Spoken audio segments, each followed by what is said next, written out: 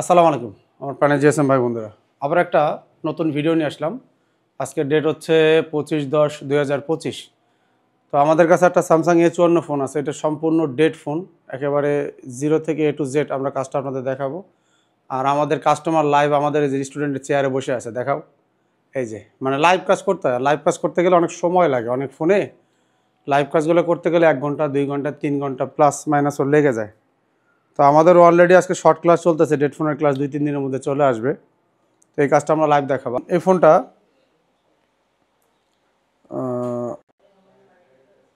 এই ফোনটা হচ্ছে আমাদের অফ অবস্থা আসছে, এটা আমি আপনাদের দেখাই কত আসে রেডি।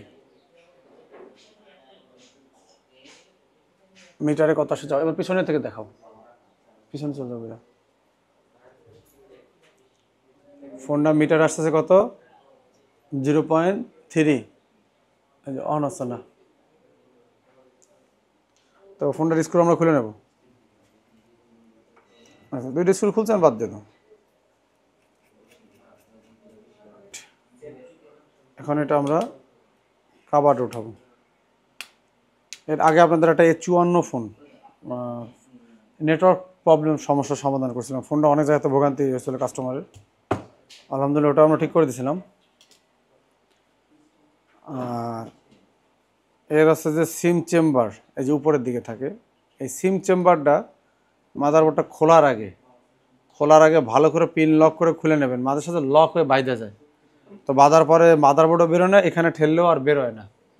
এটার কারণ হচ্ছে কি, এইখানে একটা প্লাস্টিকের লক আছে, একটু সামনে আসো। এই যে একটা টিউশনে এই ভুল করছে আমি দেখা, এই যে প্লাস্টিকের এই লকটা, এই যে প্লাস্টিকের লকটা উপরে নিচে নামে। এই লকটার থেকে যদি এই যে আমি প্রেস করে বের করে ফেললাম ইজিলি। এই চেম্বার উপরে একটা সিম, তার নিচে আর একটা সিম। এই চেম্বার আমি ঢাকায় কোথাও খুঁজে পাই না, তারপর অনেক কষ্টে মডিফাই করে দিয়েছিলাম, সুতা দিয়া বাইধা দিয়েছিলাম।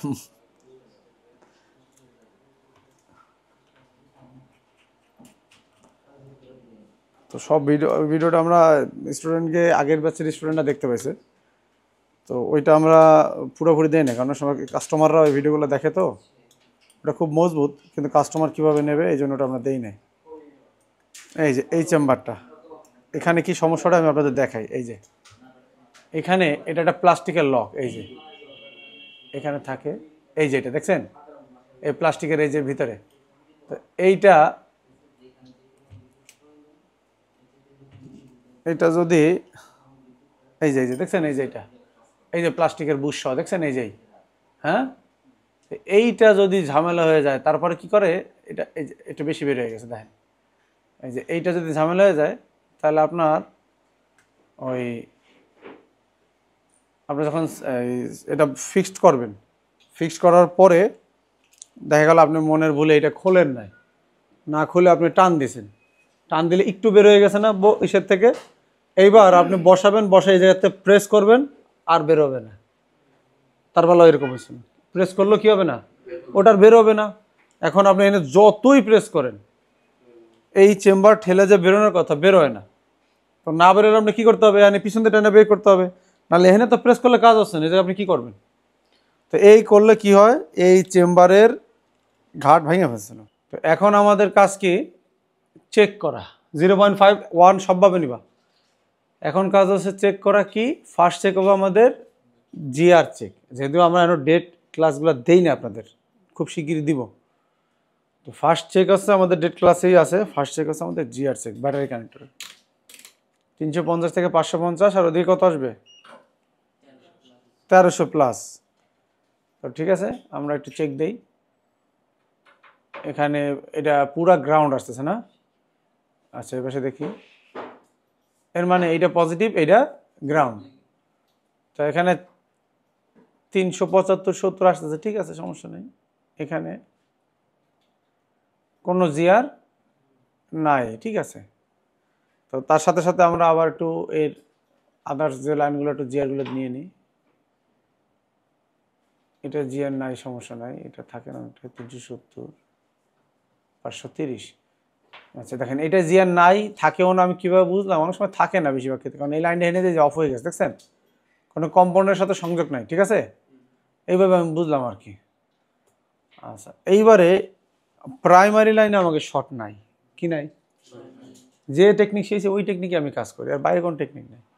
তাহলে এবার আমাদের সেকেন্ড, এখানেও দেখতেছি এটা কি ফুল শর্টও নাই, কি নাই, কোনো শর্টও নাই।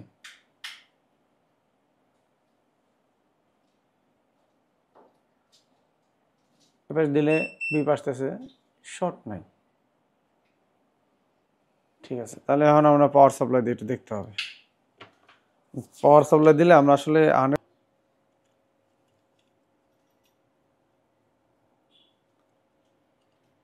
এখানে দেখা যাচ্ছে এটা অটো রিডিং টানতেছে 2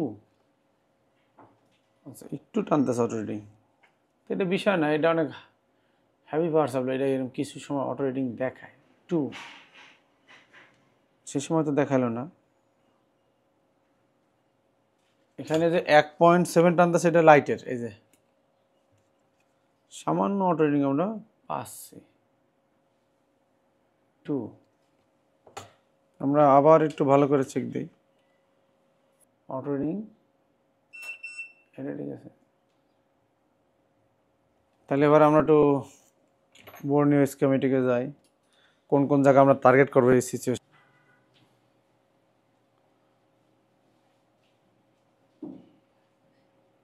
একশো 57, 58, 57, 58 স্টক। এই সিচুয়েশনে আমরা মনে করব না যে সমস্যা, আমরা ব্যাটারিটা কি করব, চার্জ করব, একটু অপেক্ষা করব।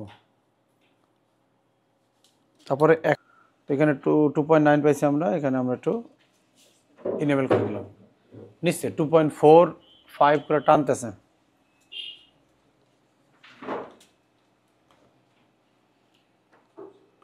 শর্ট নিচ্ছে, এই যে ব্লু কালারটা জ্বলবে আর কি।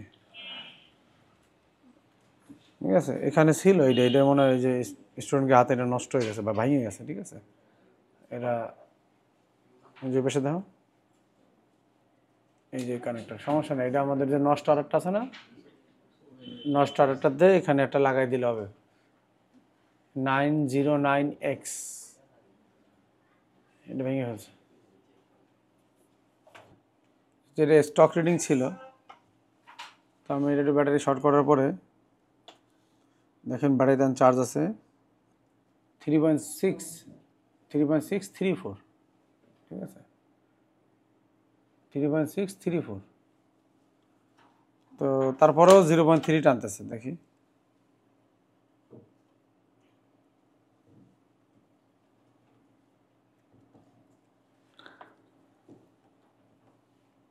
এই যে 0.3 টানতেছে।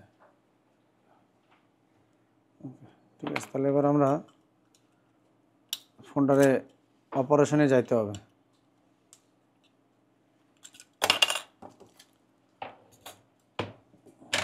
তাহলে আমরা একটু ডায়াগ্রাম ব্যবহার, এখানে আমরা ভালো করে 138 ডিগ্রি করে নিয়েছি যেন টিনটা অল্প হিটে আমরা তুলতে পারি। এরকম আরও কয়েকটা ভিডিওতে আমার দেওয়া আছে ফুল ডিটেলস টিন উঠানোর।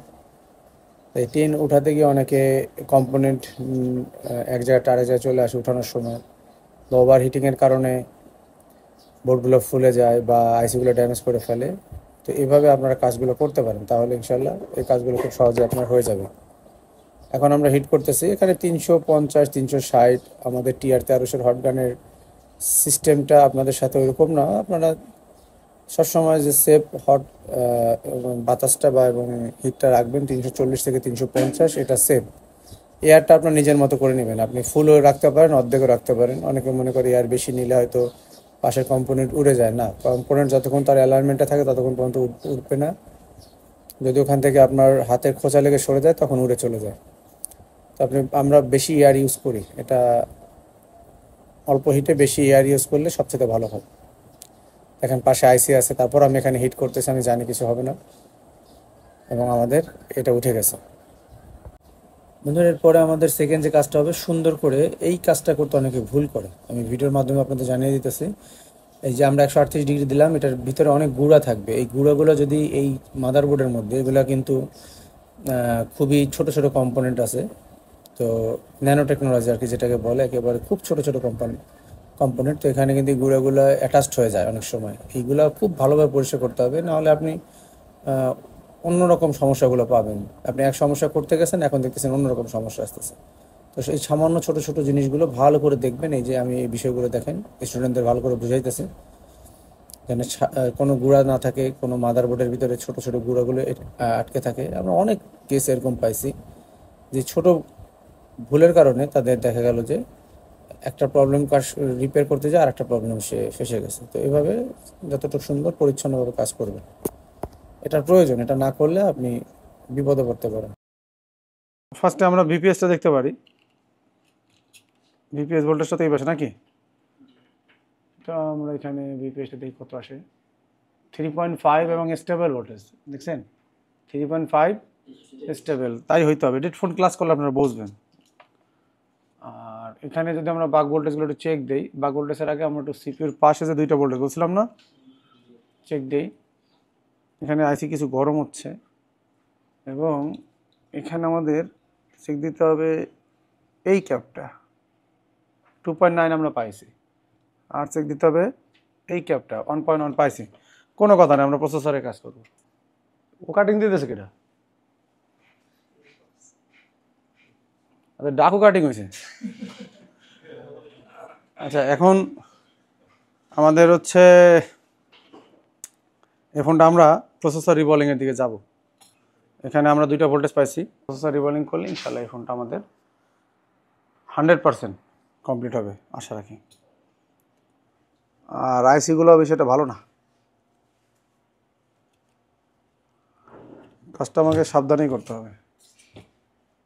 একদম ইজি, কিন্তু টাইমিং আর নিয়ম পারফেক্ট হইতে হবে একদম। আইস উঠানোর জন্য অবশ্য পেস্টের প্রয়োজন নাই। তা আমরা নতুনদের পেস্ট ইউজ করতে উৎসাহ করি, কারণ যে আশেপাশের কম্পোনেন্ট যদি একটু নইরেও যায় যেন ওটা সাথে থাকে। অবশ্যই আইস উঠানোর আগে একবার ছবি তুলে নেবেন নতুনরা, যে কোন জায়গাতে যেন বোঝা যায় কম্পোনেন্টটা কোন জায়গাতে হইলো। তো দিলাম, এখানে আমরা এয়ার বাড়াই দেবো, কারণ এই 5G ফোনগুলো মোটামুটি ভালো হিট লাগে। তো যেহেতু আমরা হিট বেশি দেই নাই 365, এই জন্য এয়ারটা আমরা একটু বাড়াই দিলাম। এখন আমরা ট্রাই করব। প্রথমে প্রি হিট দেবো। প্রি হিট 330 দিয়ে দেওয়া লাগে, তা আমি 365 দিয়ে দিচ্ছি। আপনারা 330।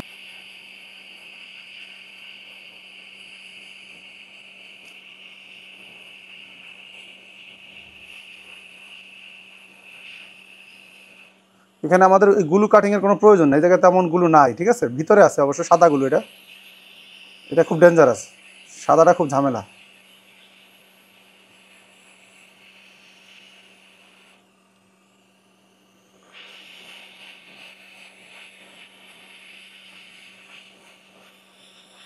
হিটটা যেন ভালোভাবে লাগে এটা দেখতে হবে।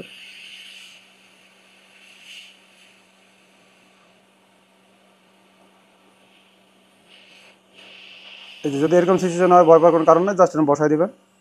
আচ্ছা, বলছিলাম কি, ছবি তুলে নিতে বলছিলাম না? তো ছবি আপনাকে আমার উঠে গেছে, এখন আমার এখান থেকে উঠাইতে হবে, এই পাশ থেকে। তো এই যে আমার এখানে লাগছিল, তো আমি একটু এইভাবে ব্যালেন্স নিলে ইজি। আমি এই পাশটাও একটু প্রেস করতে পারি, সিচুয়েশন বুঝা। এই যে উঠে গেল, তার ঘরে পাঠিয়ে দিতে হবে। এই যে এরকম আলতো আলতো করে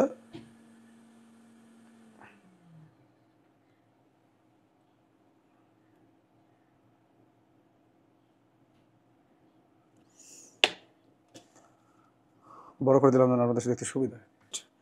জাস্ট আলতো আলতোভাবে আলতো আলতোভাবে এভাবে পরিষ্কার করে নেবেন, একটু আস্তে আস্তে, একটু সময় নেবেন। 3 নম্বর সুইচে চাপ দাও দিই। আমার মাদারবোর্ডে হিট চাইতেছে।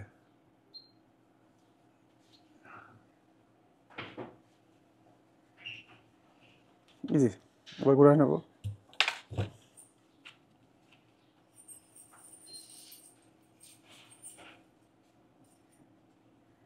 সময় নেই, এই যে নিজে টাইপ হয়ে গেছে।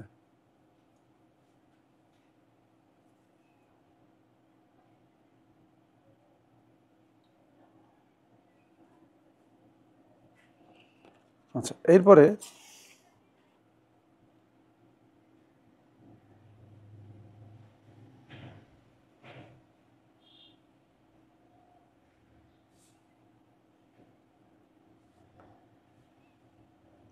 এই যে কালো কালো যেগুলো হইতেছে এগুলো মোট আঠা। হ্যাঁ, থাক আঠা, সমস্যা নেই, আমরা এইভাবে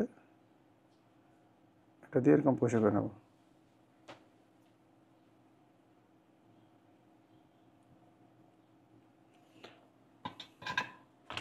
এবার কিছু না, ওই যে একটা কম্পোনেন্ট উৎস হয়ে গেছে।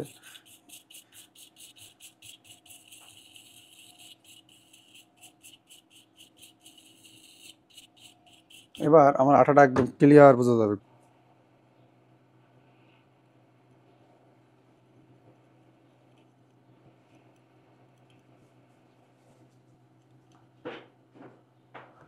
ওটা 138 ডিগ্রির জন্য নরম হয়ে গেছে।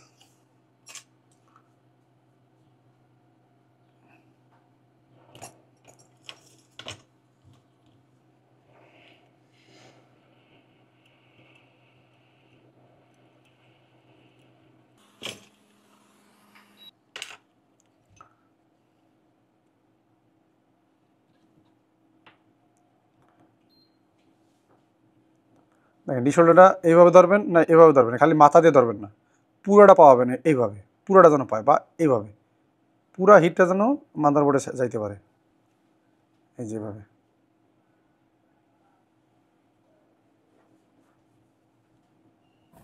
বন্ধুরা, এভাবে আমরা সুন্দরভাবে পুরো মাদারবোর্ডটা ক্লিন করে ফেলবো। তো আমাদের মাদারবোর্ডটা ক্লিন হয়ে গেছে, ভিডিওটা অনেক বড় হয়ে যাবে, আমরা এখন আইসিতে যাব। তো এরকম আইসি ক্লিন, মাদারবোর্ড ক্লিনের অনেক ভিডিও আমার ইউটিউবে দেওয়া আছে বন্ধুরা। এখানে আমরা জাস্ট প্রসেসিংটা আপনাদের দেখাইতেছি। এখানে প্রসেসরের ভিতরে যে কম্পোনেন্টগুলো আছে, এই কম্পোনেন্টগুলো আমরা চেষ্টা করবো রেখে দেওয়ার জন্য। যদি কোনোটা কাজ করতে গিয়ে পড়ে যায় সেটা আলাদা হিসাব, কিন্তু এটা চেষ্টা করবো আমরা রাখার জন্য। অনেকে ফেলে দেয় ইচ্ছা করেই। তো এটা ইনস্ট্যান্ট পাওয়ার এর কাজ করে। এখানে সিপির মধ্যে এগুলো প্রয়োজন না হলে কোম্পানি কখনোই দিত না। তো অবশ্যই আমরা এটা যে প্রসেসরই খুলি না কেন এটা রেখে দেওয়ার চেষ্টা করবো। তো এখানে আমরা যতটুকু সম্ভব তাড়াতাড়ি এগুলো দেখাবো আপনাদের, কারণ নাহলে মেইন প্রসেসিংয়ের ভিডিওটা অনেক বড় হয়ে যাবে। আমরা দেখবো এটা রিবোলিং করার পর আমাদের ফোনটা কী কন্ডিশনে আসে। অনেকেই আমার ভিডিও দেখে রিবোলিং করতে পারেন, অনেকে মেসেজ করছেন আলহামদুলিল্লাহ। তো অনেকে পারেন না, তারা এই সিস্টেমের কাজগুলো করতে পারেন। বন্ধুরা, আমরা এখন প্রসেসর রিবোলিংয়ের দিকে যাব। এখানে পেস্ট দিলাম। পেস্টটা দেওয়ার আগে শুকিয়ে নেওয়ার দরকার ছিল, কিন্তু আমি এটা ভুল করছি, আমার ওইভাবে শুকাইতে পারি না। টিস্যু দিয়ে ভালো করে একটু শুকিয়ে নেবেন, তাহলে ভিতরের যে লিকুইডটা থাকবে এটা চুষে নেবে, তাহলে আপনার এই বলগুলো খুব সুন্দর হবে। তো এখানে কিছুটা ভিজা ভিজা ছিল, তো আমি এখানে আলতো করে হিট দিয়েছি। দেখেন হটগানের ইয়াটা কত ছোটো হিট ছিল, আর এখানে দেখা যাচ্ছে স্পষ্ট।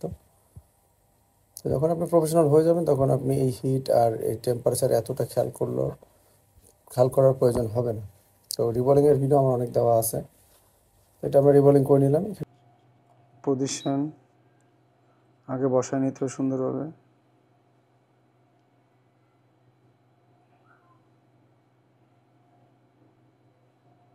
এবারে আমাকে ঢাকার দরকার নেই, কারণ বাকিটা টান দিয়ে নিয়ে নেবে। এবার আমাদের ঢাকার দরকার নেই, কারণ এটা তাড়াতাড়ি লেগে যাবে। এবার একটু ভালোভাবে আস্তে আস্তে আস্তে আস্তে ঠাস করে আস্তে নিচে তো পানি ছেড়ে দেবে আর কি।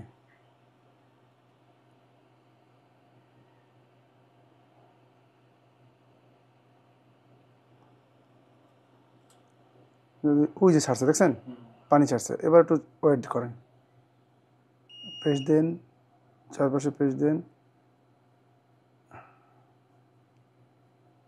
আচ্ছা, এইবার টেম্পারেচারটা একটু কমাই দেবো,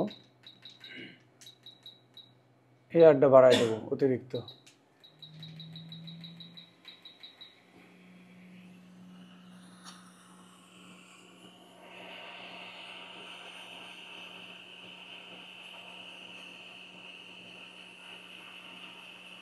একটু নাড়া দিতে হবে, ঠিক না? তো তেঁতুলি না চলে যায়।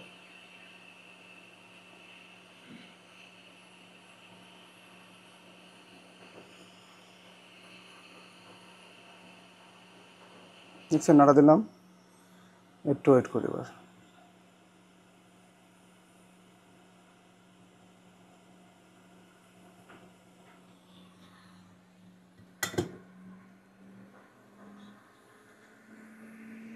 প্রসেসরটা লাগানোর পর পরে আমাদের এখানে কারেন্ট চলে যায়। আমরা অপেক্ষা করতেছিলাম কারেন্ট আসার জন্য, এখন কারেন্ট আসছে। তো এখন এটা আমরা পরীক্ষা করবো। এই যে একটু সামনে দেখো, মনিটরে বন্ধ আগেই কারেন্ট আসছে। স্টুডেন্টের সামনে পুরো লাইভ দেখাইতেছে। হ্যাঁ,